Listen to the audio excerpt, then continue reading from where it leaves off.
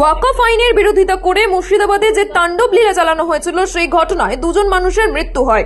নিহতের পরিবারকে সল্টলেকে একটি জায়গায় নিরাপত্তা সুনিশ্চিত করে তাদের রাখা হয়েছিল। গতকাল মুর্শিদাবাদের পুলিশ সেখানে আসেন এবং তাদেরকে নিয়ে যাওয়ার চেষ্টা করেন। পুলিশের সাথে বিজেপি নেতাকর্মীদের বচসাও হয়। যদিও পুলিশের পক্ষ থেকে জানানো হয়েছে নিহতের পরিবার যারা এখানে রয়েছেন তাদের বিরুদ্ধে নিখোঁজ মামলা করা হয়েছে, তাই তাদের বাড়ি ফিরিয়ে নিয়ে যেতেই মূলত মুর্শিদাবাদের পুলিশ এসেছেন। এই ঘটনায় নিহতদের পরিবারের নিরাপত্তাহীনতার কারণেই নিহতদের পরিবারে নিরাপত্তা চেয়ে এবার কলকাতা হাইকোর্টের দ্বারস্থ হলেন বিজেপি নেতা সজল ঘোষ। বলি মুর্শিদাবাদে ঘটেছে, তাই মুর্শিদাবাদের হবে। আর যে জেলাগুলো ঘটার অপেক্ষায় আছে সেই জেলাগুলোয় অবাধ সন্ত্রাস, গোপন সন্ত্রাস চলতে থাকবে, এটা কখনোই কাম্য নয়। মুর্শিদাবাদ মালদা দুটো টোকেন ইনস্ট্যান্স উদাহরণ মাত্র, ওগুলোই ঘটেছে, বাকিগুলোই ঘটবে, ঘটার অপেক্ষায় আছে। এটাই পার্থক্য, আর কোনো পার্থক্য নেই। তাই শুধু দুটো জেলায় করে কোনো কিছু লাভ হবে না, করতে গেলে পুরো রাজ্যে করতে হবে। মুর্শিদাবাদ থেকে যেমন বর্ডার খুব কাছে, কলকাতা থেকে বর্ডার কত দূরে, বসিরহাট থেকে বাংলাদেশ কত দূরে, আমার কলকাতা থেকে বনগাঁ কত দূরে, একটা লোকাল ট্রেন চাপলে চলে আসবে। অতএব কেউ সুরক্ষিত নয়, কেউ নিরাপদ নয়। আমার মৌলালী মোড়ে কিভাবে ঝান্ডা খোলা হয়েছে আপনাদের সেটা দেখেছেন, কোথায় নিরাপত্তা?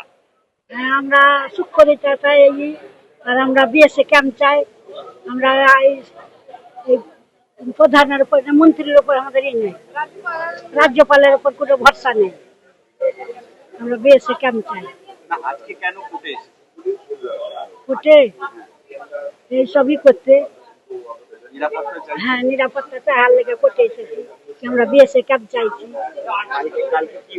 কালকে যে বাড়িটায় ছিলাম সে বাড়িটায় দেখে নিলে, দেখে একবার বলছে কি জানলা খুলে দেখলে, আমরা ঘরে বসেছিলাম সবটি মিলে, যা বলছে কি এটা এখানে সব আছে, এখানে আছে, বলছে দরজা খুলো না তো তোমাদের বিপদ আছে।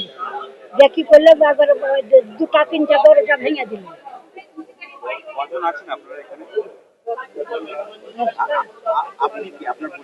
আমার স্বামী মরেছে হরে গোবিন্দ দাস, আর আমার ছেলে চন্দন দাস।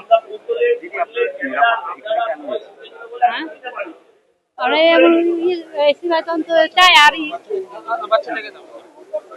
বিএসএফ ক্যাম্প চাই, আর কেন্দ্র পুলিশের ভরসা করি না।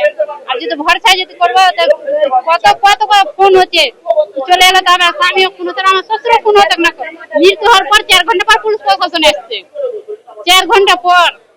আগে চলে এলো তো খুন, আমার স্বামীও খুন হতো, আমার শ্বশুরও খুন হতো না।